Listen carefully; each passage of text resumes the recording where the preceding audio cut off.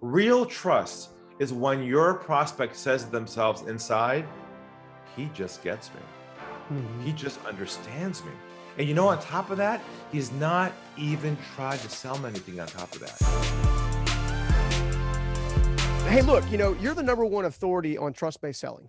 And I think this world has gone like really far to one direction as it relates to selling. How did you find your way to trust-based selling when everybody else seems to be doing it the opposite? There's a crazy story behind this, and Okay. I'll walk you through it. It was about 20 years ago. I was a sales manager at a software company, and we launched the first online website tracking tools. Now there's called Google Analytics, but before that, that's something small, Yeah, it's just something small. But we launched this thing, and websites were kind of growing back then. And I was managing 18 people underneath me at the time. The big leads came across my desk, and this one contact called us, and I gave him a call back, and he was a big company. And if I close this one sale, it will double the revenue of the company in one transaction. That's how big this baby was. And so I called the guy back. We had a conversation. He agreed to a conference call and a demo to see our product. So the day finally came, Friday at 4:00 in the afternoon. I'm in the conference room with my CEO, closed door behind me, big long conference table in front of us. On the table is a speakerphone, the old ones like Starship, Star Trek. Yeah. And so I hit the dial tone. And I dialed the number. He picks it up. He's like, "Hey, Ari, how's it going?" I said, "Good." And he says to me, "Ari, let us tell you who's with us in the room today." And I was like, "Oh, didn't know anybody else would be there." Next thing in my ear is, "My name's Mike. I'm CEO." I was like, "Oh, this is good." "My name's Chris. I'm head of IT. This is awesome."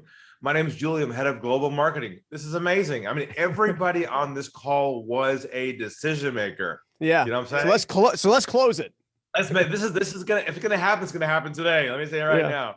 So I introduced myself, started describing what we do. I gave them a live demo, showing them how it all works.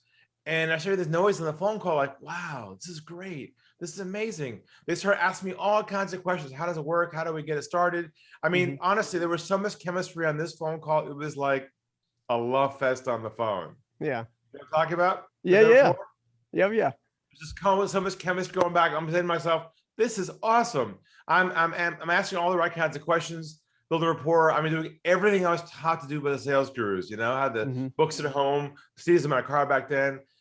Hour goes by. My guy says to me, "Ari, we love this. Give us a call a couple of weeks, follow up with us, and we'll move this thing forward." I said to myself, "Oh, thank you, God. It's perfect." Yeah. So I said my goodbyes, took my arm, and I reached for the phone in the middle of the table. As I'm reaching for the off button on the phone, by complete accident, now it's a divine intervention, I hit the mute button instead of the off button. I hit the wrong button on the phone, and a small click happened, and they thought I hung up the phone. In that split second, a voice inside of me said, "Ari, go to the dark side. Be a fly in the wall. Go where no one's ever gone before in the world of sales." I pulled back for a couple of seconds. They started talking amongst themselves, thinking I had left the call. Yeah. And what would you imagine they would have said? Not a trick question. What would you say? I mean, based on what you said, the chemistry's in the room. They like the product. They like the service. I mean, let's do a deal. That's kind of what I'm doing. Exactly. That's what's supposed to happen. Yeah. No resistance, man. This was the dream call. Yeah. Let me tell you what I heard verbatim, word for word. And here's what they said. They said, "We're not going to go with him. Keep using him for more information, and make sure we shop someplace else cheaper." Knife in heart twist. Stephen, I was in a state of shock. Yeah, I bet. I was like, "What the heck?" After an hour of that, and I hung up the phone, and I looked at the wall and I said to myself, "What did I do wrong?" And I had an epiphany. I realized that moment that somewhere along the way, it has become socially acceptable not to tell the truth to people who sell. Yeah. Right? It's okay to say things like, "Sounds good. Send me information. Hey, send me a proposal," without any intention of buying it all. You know what? It was crazy is I own several businesses now. The first of which I started about 20 plus years ago, very humble beginnings. And it was crazy because about 5 years ago, something interesting in the market happened, which was people that used to work for me decided they were going to try to start competitive companies, right? Because everybody can do it better, right? Okay, well, that's all well and good. Well, the customer base, the client base, the market kept coming back to me for all the experience and all the knowledge and product, new product testing and all this kind of stuff. And I think they would basically do the same thing that you actually heard, because they would take the information and then chart around and give it to the cheapest guy in town, thinking that model was going to somehow work with them to leverage them forward. And I got to be honest with you, that particular business is in the home building / construction industry. And I remember when I started out, I was super excited because, everybody that I used to shake a hand with, if I shook their hand, it was a deal, it was done. Right. And here I am now. I literally walk out of meetings and sometimes I'm like, your guess is as good as mine. Totally. Same experience. And why did we get there? Yeah. And I asked myself, why were they afraid to tell me the truth? Yeah. I'd be okay with that. And I realized that moment that somewhere there is this invisible flow of pressure that flows underneath your sales process and all your calls with people. And I realized if you're not aware of that pressure, you're not removing it from the process, you're not providing a bubble of what I call vulnerability to allow the other person to trust you enough to tell you the truth. And that became my whole mindset we developed called the Unlock the Game mindset, where the goal now, the shift, is not to focus anymore on the sale at the end. The focus is on building deep trust with people so they feel comfortable trusting you to tell you where they stand so they know you won't take advantage of them. That became my whole trust-based selling concept we'll talk about today. Yeah, I mean, the crazy part is in our American culture today, I would dare say, and maybe I'm wrong, please don't get offended if I am, that we live in a world of primarily in a manipulative style scenario. We're constantly being manipulated to buy things we don't actually need, services we don't actually need, partner with people that claim to be gurus or thought leaders, but haven't actually done the work and all this kind of stuff. When there's so much distrust and so much manipulation that at least I can see in the marketplace. Yes. How have you been able to actually get the hearts and the minds open again with the trust-based selling? Sure. Well, first of all, I'll make the claim, and you're on the right track with that, by the way, that trust is the new currency. And people who understand how to harness that, develop that, and put that in their sales process will no doubt achieve what they're trying to achieve. And the shift starts with, first of all, dealing with what I call the old sales myths, still rattling around the back of our minds. What we believe selling is. And I'll run through a couple of these now. I'm sure you recognize a few. One is the one that sales is a numbers game. Heard that one before? Oh, yeah. Yeah. Right? So many calls equals so many closes. Yeah. Right. The more contacts you make, the more sales you're supposed to make. Well, we discovered in this economy now, it's not about how many contacts you make anymore. It's about how deep you go on each conversation, how good you are at trust building, not how good you are at how many contacts you make, which is a total flip of the model. Number two is the idea that the sale is lost at the end of the process. I'm sure you've been there before. You had a deal pending. It all looked good. All the green light everywhere at the end just fell through. Like it just went left or something. Yeah. Well, we discovered the sale is now lost at the beginning of the process and not the end. And I'll prove it to you right now in a fun way. If someone calls your office tomorrow morning, you pick up the phone and you hear, "Hi, my name is, I'm with, we are a," what goes through your mind in about 3 seconds? Sales call. I'm getting off the phone as quickly as possible. It's over at hello, isn't it? It's like it reminds me a lot of LinkedIn connections nowadays. Hey, I want to be your friend. Totally. Here's something I want you to buy. I'm like, really? You can at least ask me all my the family spamming first. there. Exactly. Yeah. And I'm not saying maybe your folks are doing outbound calls, maybe they are, which is fine. But I will make the case today that most of your people are losing their opportunities not at the end of the process. They're losing it at the beginning, which will shock them when I share with them some insights today about that. And the last one is the idea behind rejection. The sales rejection is part of the game. If you can't take it, then get out of it. Well, that came from the old sales manager who got beat up knocking on doors and said, "Hey, if you can't take it, no, you're not made for success." Well, we discovered that rejection is triggered by certain things you say unconsciously that cause the other person to push back on you. And I'll share with you in a few minutes what those are, and it'll probably blow your mind. Yeah, I'm already blowing my mind because fortunately, we as an organization, I think mimic a lot of the folks that you work with. I think it's one of the reasons David Meltzer's been so successful is because people do trust, right? Right. And it's all about culture. It's all about showing people that you do care. We've tried to do a good job of that, but I'm constantly being sold to from a widget mentality, which you're right. I was just had like this little epiphany. I was like, you know what? That's a total, that's why I get turned off. Yeah, because I mean, at the very beginning of the conversation, they haven't even asked me a single question yet. about my Correct. needs, about my concerns, about my wants, about my problems. So they're just trying to sell me a product without qualifying it. Because their conditioning, they've been brainwashed to believe their job is to present you with the solution before identifying the problem. See, we've been top of the gurus in the 80s. That's what it's all about. Be enthusiastic, build rapport, show them your solution, close your eyes and hope it sticks. Yeah. Welcome to the world of sales. It's still alive today. And, and my job is to shift that thinking away from starting the conversation talking about you, but focusing only on them and identifying whether you're fit with them or not. That's the whole, what I call doctor-patient relationship model, where you've got a problem, you got the solution, but you got to be diagnosed the problem first before you can prescribe the solution. And it might sound like common sense, but I can tell you right now, there are so many people who default back to their old behaviors. They sell prematurely, they talk too fast, they jump in too early. They don't go what I call below the iceberg, which is go below what the prospect actually thinks they want and to find out what they actually need. And that's the key flip here we'll talk about in these principles in a few minutes about how to do that. Well, let's go ahead and jump in and break down a couple, because I'm very curious. I think if there's anyone on this planet right now as the #1 authority in this space that can help us shift this, it's going to be you, buddy.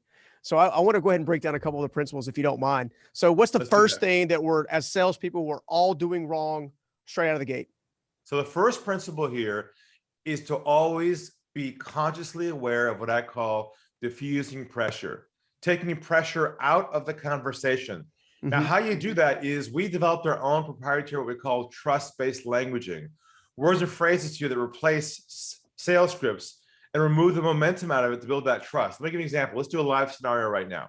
Okay. Let's say you're on the call with somebody, first conversation, they're qualified, good chemistry, could be a good fit with you. You're excited about it. And the call kind of comes to an end.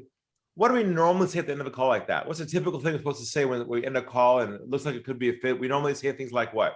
How about how about we follow up a week later or whatever? Yeah. Yeah. How about we move things where? Forward. Yeah. Sale. Right. Yeah. But what happens if you try and move things forward and they aren't ready yet? What do you break right there with them at that moment? Oh, yeah. I mean, it's going to be the brakes approach. Whoa. I'm not ready. It's kind of like trying to ask somebody to marry him right away. Exactly. You break trust right at the beginning. Now, they won't tell you this, but it's being broken. Now, same scenario, our mindset, our approach. Call is going well, good chemistry, could be a fit, call comes to an end. Rather than saying, hey, how about we move things forward? What we say instead is this. We say, where do you think we should go from here? Yeah. I'll say it again. Where do you think we should go from here? Yeah. One calls you to lean in, one calls you to lean away. It's that simple. Now, how does that change the dynamic of the moment? What are you thinking now when you say to somebody, where do you think we should go from here? Well, first of all, I think it's reaching into the pocket of buy-in. Second of all, it definitely reaches into the trust factor, as in you're actually considering what I feel, what I want, what I see. Maybe there's some objections, that kind of thing, that they can say, well, for me to move forward or for me to do the next thing, I need to know X, Y, and Z. So you're actually opening your door to overcome things because you actually see them now. When you say to somebody, where do you think we should go from here? They're usually in a state of shock. Yeah. They can't believe somebody actually asked them what they want to do. Are you kidding me? Yeah. This is not standard practice. That's the whole shift here, is that you differentiate yourself based upon your approach, not your product, because we've been commoditized, man. The world's commoditized. You think your product's different? Good luck to you. But if you change your approach to being trust-based, and they're like, whoa, I like this person. They're not trying to move me forward. And what happens is, you're right. They say things like, I've got one more question. Or what about this? It comes out truth. Yeah. And the truth is the goal, not the sale. Because if they're not a fit, you can disengage and not chase what I call ghosts. People who say, sounds good, send me a proposal, you're chasing all these numbers, and only a few come out at the end of the month. Yeah, I mean, you can't have trust without truth, right? I mean, seriously, the two are in tandem. That's correct. But we're not used to that in sales. See, we're used to moving people forward, not get to the truth. Yeah. We play the numbers game. At the end, we hope a few drop out. And that's our day. We go home. We're like, I was really busy, man. Lots of phone calls, A lot of deals pending. We'll see what happens next month. That's the world of both people in sales right now. Well, how does that play into the current market strategy of value first mentality? Value, value, value, give, give, Great. give, give, give. Great. So I'm gonna drop the bomb right now. Okay. Okay. Here comes the bomb. And I tell my clients, I tell them, stop delivering value pre-sale. Instead, provide clarity on their problem, not value around the solution. Stop doing free consulting. Stop doing free education. They got a problem. You got the answer. Direct line of sight. In the middle of it, don't be educating them on the solution. Help them unpack their issues so they own them. And then say this to them. Say, is this a priority for you to solve once and for all? Or are you happy to live with it for a while and let it go? And I'm okay either way. Yeah. Yeah. They got to own the problem first before they're going to solve it. Well, as you've implemented that particular strategy, because, that technically goes polar opposite of what the current market environment is telling it, especially in the thought leadership space, what to do. Correct. Right. When you shifted that in your own business and your own priorities, or not your own way of doing things, how did that change the game for you? It was everything, because what happens is the market and your customers feel that you're starting the process around their world and not your world. See, what happens is when we start the conversation talking about our solutions, what we can do for people, that contains assumptions that we understand them. See, real trust is when your prospect says to themselves inside, he just gets me. He just understands me. And on top of that, he's not even tried to sell me anything on top of that. I like him. Yeah. Well, the crazy part is that now we got this whole mental shift, right? Because like my biggest problem as a thought leader, okay, and granted, I've lived through a tremendous amount of adversity and I'm trying to offer value to the world, is I haven't even become okay with actually charging for it yet. Right? Because I'm like, the person, I'm a big believer that, serving the person you used to be is the greatest purpose in life. I mean, that's just kind of my mentality. And the person I used to be was broken and broke, so and sometimes I feel a little guilty if I'm being honest, even though I know that there's no margin, there's no ministry. In other words, there's no impact if you can't support the team. Right. Correct. I know that intellectually, but at the heart stage, I'm like, but they need the help. How can I as an entrepreneur shift that?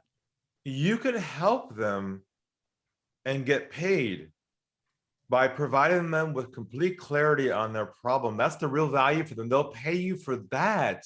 Let me give you an example. Let's look at, and I like to use a medical doctor model. Yeah. Here's the process to see a doctor. Step one, you schedule an appointment to go see him or her. Step two, you schedule an hour on each side in case traffic, just in case you're running late, but you don't invoice him for your time, do you? No. You just schedule time around him. Then you sit in the office and you wait and you wait. You don't bill him for your time, right? You adapt. And then you get in there and he says, where does it hurt? And you sit right over here. And he goes, let me take a look. Oh man, whoa, you got to get an x-ray on this thing. You're like, okay, doctor. And then he identifies the problem. He writes you a prescription, and before you leave the office, you go pay.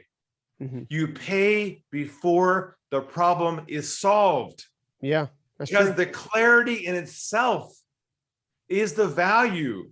You need to start thinking about understanding the process there. So you are helping people with clarity on their problem. And that is enough for them to say, how can you help me? And you can then charge them legitimately because they decided you're the one to help them. Yeah. I mean, using that same, giving them the answers. Yeah. I mean, using the same example, I was just thinking with the doctor analogy, when it comes to a doctor, when you go to the doctor, you feel like crap for whatever reason. Maybe you got flu symptoms or something like that. Here recently, it's, oh crap, do I have COVID? Right. In fact, you get tested. They tell you the answer to that. That automatically relieves the anxiety and the stress and all the questions. So that does bring clarity. And then next step is charge you for the solution to the problem. All right, you sold me. I'm good. Well, what happens is we don't think in a process like that.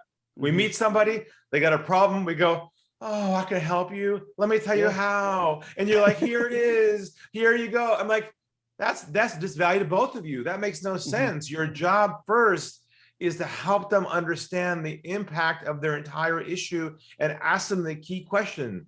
Is this a priority for you to solve once and for all? Yeah.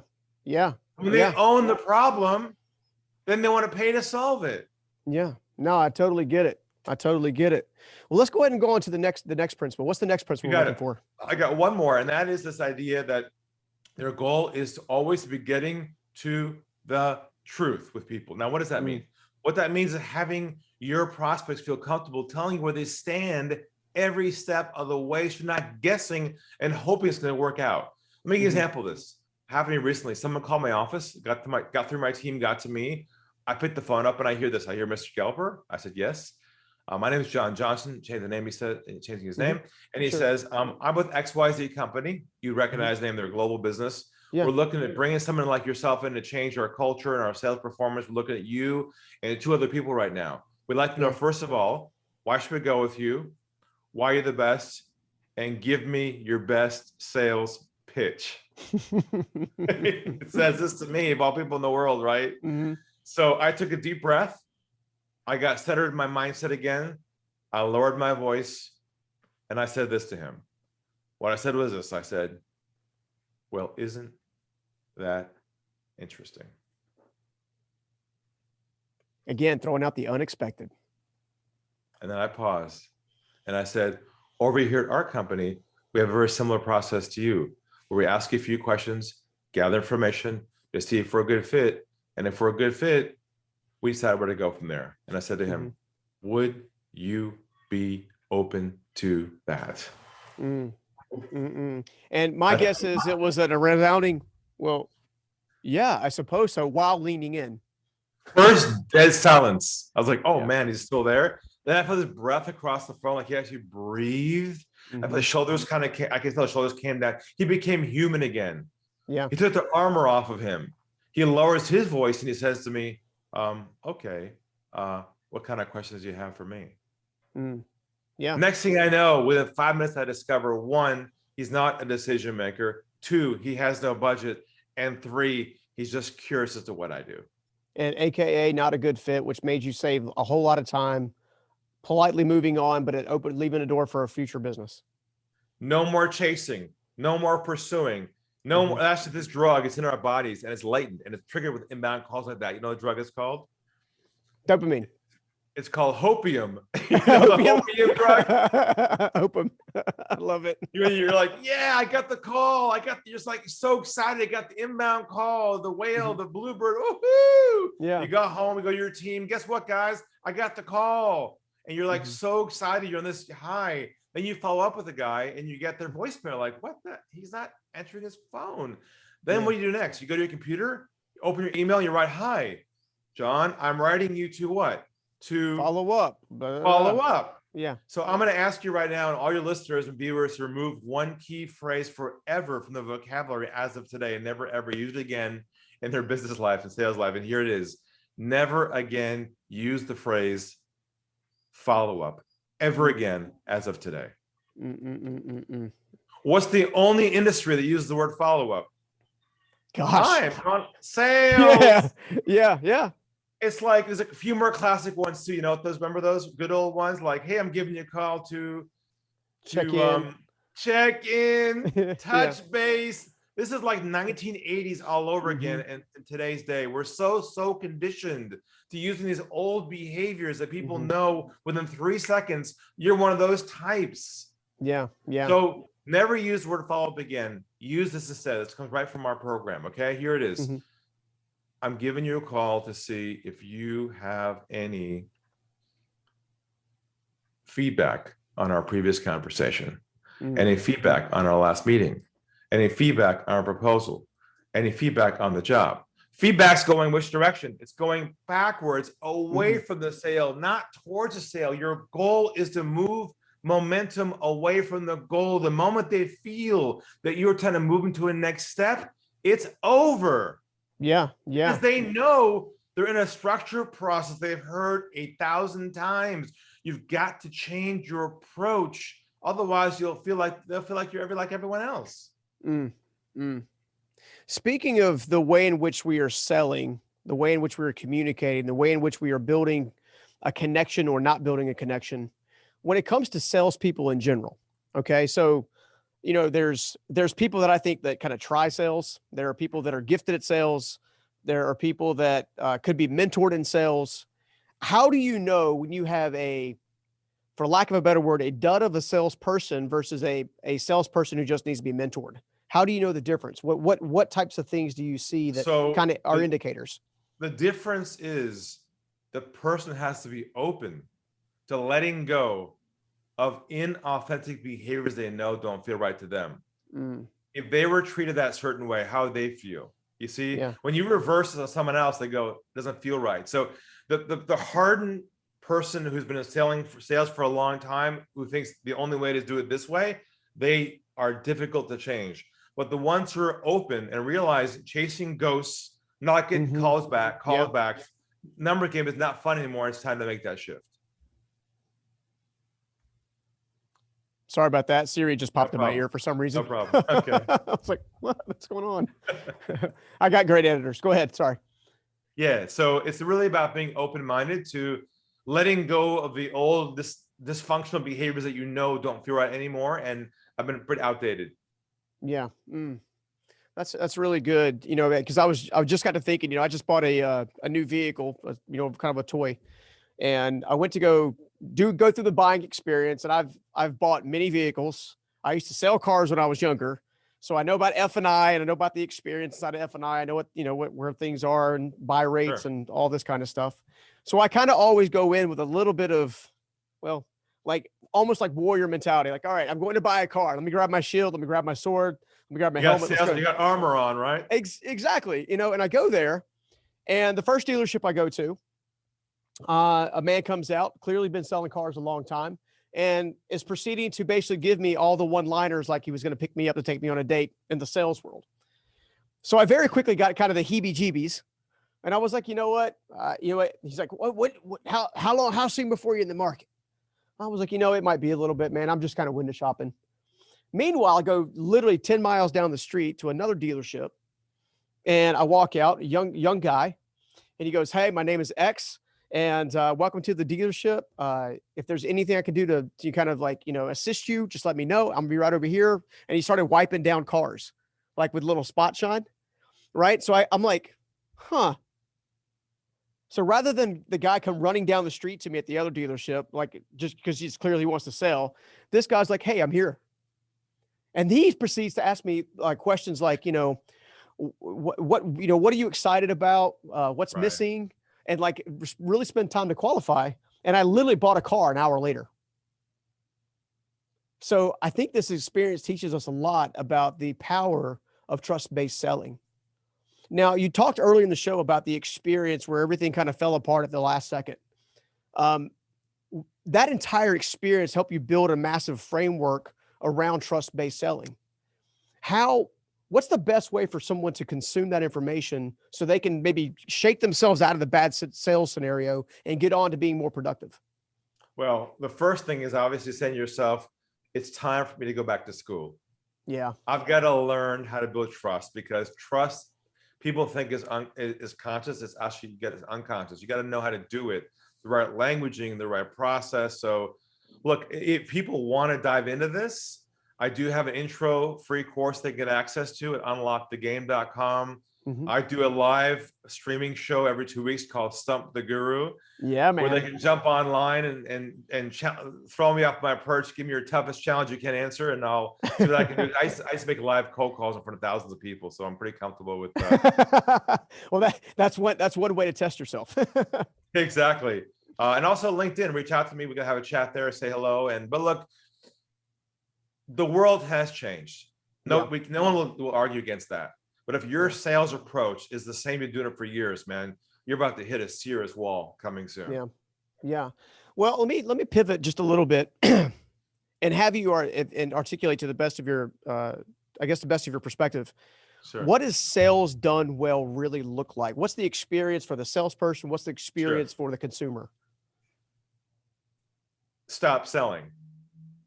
Start creating start creating trust with people, meaning when you enter a conversation with somebody, Mm-hmm. remove your goal of attempting to convince, persuade, or pursue. Mm. Let go of the chase and connect with them at a deep level. What I mean by that is go into their world, understand their issues, unpack them with them, help them understand themselves. Because like a therapist and patient. If the patient doesn't understand and own their problem, they're the worst patients, man. They don't want to work with you at all because they're hard. They just hold tight. And here's the thing. If you don't have your own process, you're going to be in their process. So the real key here is when you enter a conversation with somebody pre-sale, the secret is this: make sure you understand and have the right questions to understand their issues in advance. So they say to themselves, oh, she just gets me. She's not trying to sell anything. I like her, because when they feel connected to you, they pursue you versus you pursuing them. It sounds an awful lot like dating. It's very much like it. That's my next book called Unlock the Dating Game, coming out soon. Are you serious? Just kidding. You messing with me? I figured you were messing with me. I'm always waiting for your next book. So, sure. when we're looking at this, I got so many follow-up questions as it relates to all, I guess, all of this. You mentioned just a second ago about the importance of the right question. I'm a big believer that questions open hearts and statements close them. So if you're talking at somebody, they shut down. If you're asking them a question, they're typically inquisitive. I know in your framework, there's all kinds of a step-by-step process of how to do this. What are some of the questions that maybe someone listening or watching could maybe even implement today? Sure. Okay. Let's say you're having a first call with somebody over the phone. All right. It's a scheduled consultation. They're probably qualified.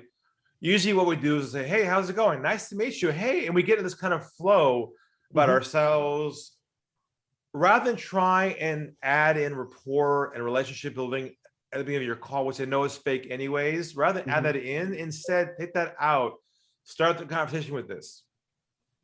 Can you tell me a little bit about your situation, your story, and your current business model, and what your challenges are? We'll go from there.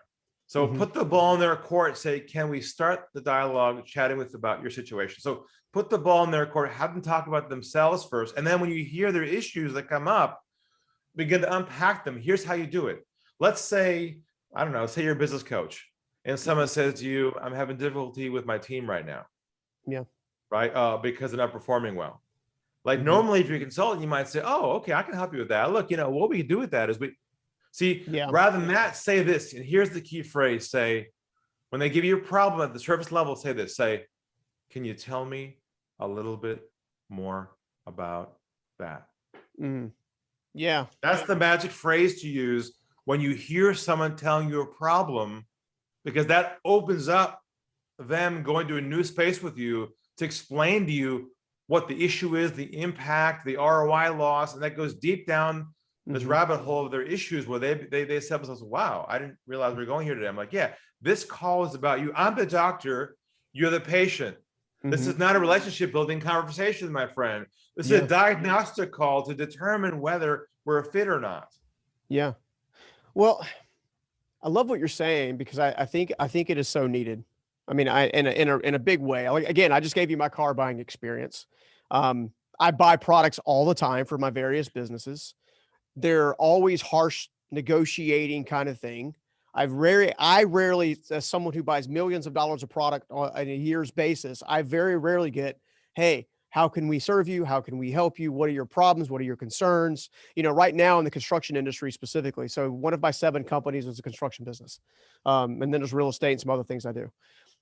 In that one company right now, I'm being asked to pay 30 to 40% more for products I can't even get. So if I'm in that environment where things are so rocky at best, does this approach to selling, does it work in environments like that too, to open people up to actually serve them better? Or is this only for environments that are kind of like flowing at top speed?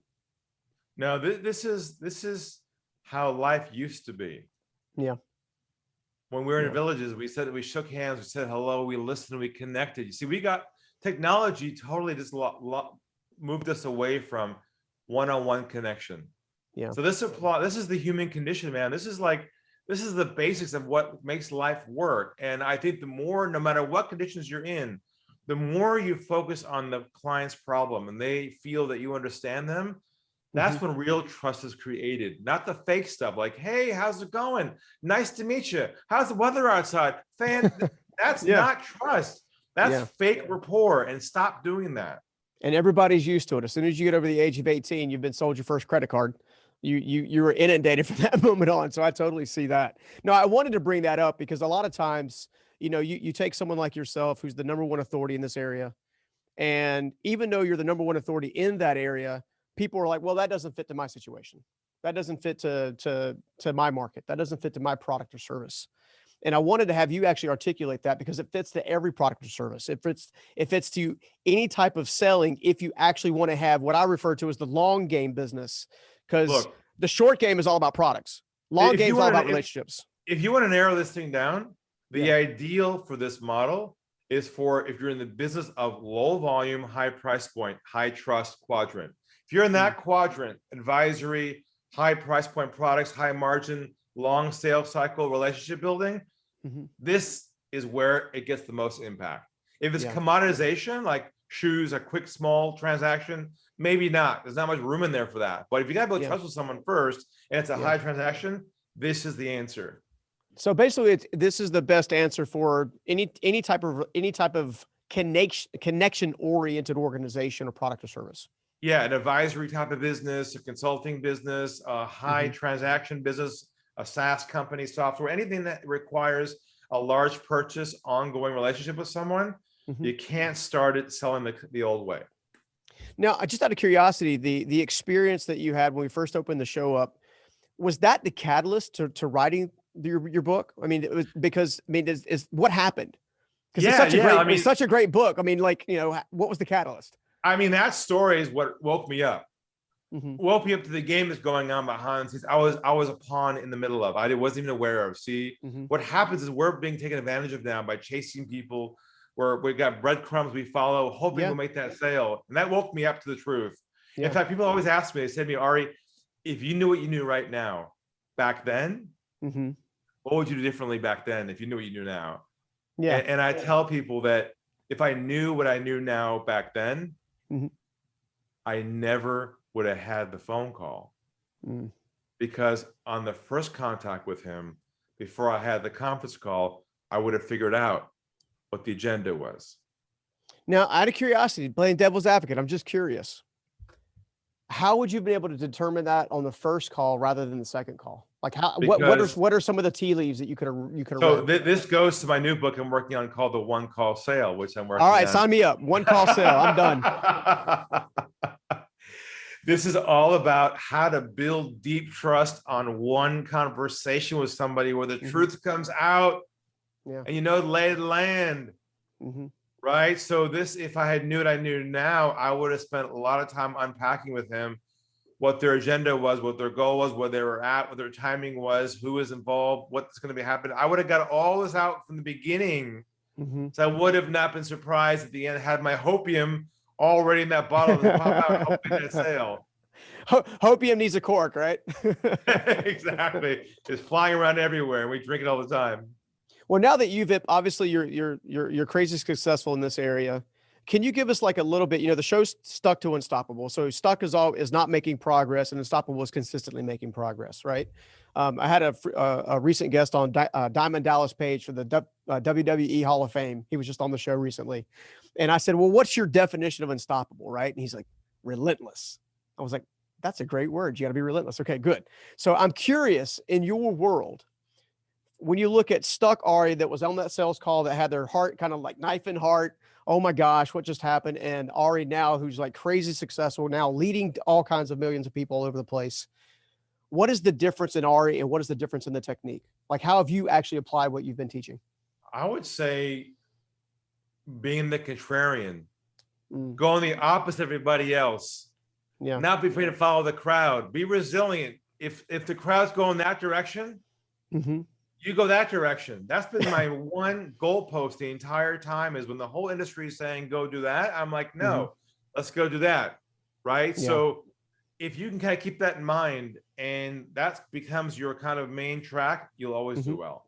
Dude, I love it. I love it, man.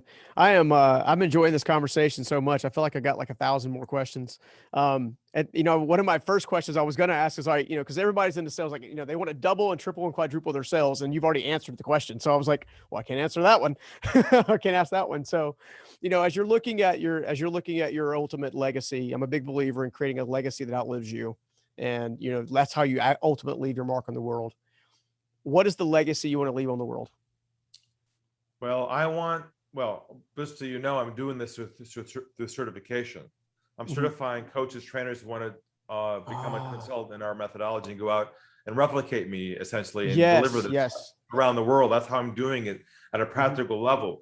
But my goal is to impact millions of people to realize that they've been brainwashed and are sleepwalking the old way, and to wake up and realize they can grow their businesses, make more sales without degrading themselves and chasing people. They can stand up tall, be authentic, and do it right. I love it, man. Well, look, if I can help you be a megaphone, I'm happy to assist you in any way possible, my friend. I'm inspired by your journey. I love the concepts and the content, the frameworks, the processes. How can people stay involved with you and learn more about you? And like, where would you send them to right now? I'd say catch me up on LinkedIn, say hello to me, send me a message, say hello, tell me you heard me on this podcast. My show's on there. Also go to unlockthegame.com. A lot of free resources there. We also offer a complimentary free coaching session. Now, you heard that before, lots of people, but I want you to actually experience not being sold anything. It's a very new experience. There's no pitch. There's no next step. There's no nothing other than it's all about you and your issues. So try that, experience it. Don't be afraid of it. You'll learn a lot from that call. And I'm curious, guys, for those of you watching and listening, I want a lot of you to go take advantage of that call. And I want each of you to tell me, did he in fact use it as a way to get to know you and understand you, or did he try to sell you? I'm very curious. I happen to know Ari a little bit, and I know that he means what he says. So take advantage of the call for sure. Dude, I've had a blast, man. I've had a blast. I can't thank you enough for coming on. And again, if there's anything I can do to help you enlarge your megaphone, I'm here to serve. I appreciate it. Thank you. All right. Take care, buddy. See you. Bye-bye. If you love that interview, go ahead and check out this next one right here. The money wasn't what made you rich. That's right. Wealth, affluence, success, they did. And the byproduct of those things was the checkbook.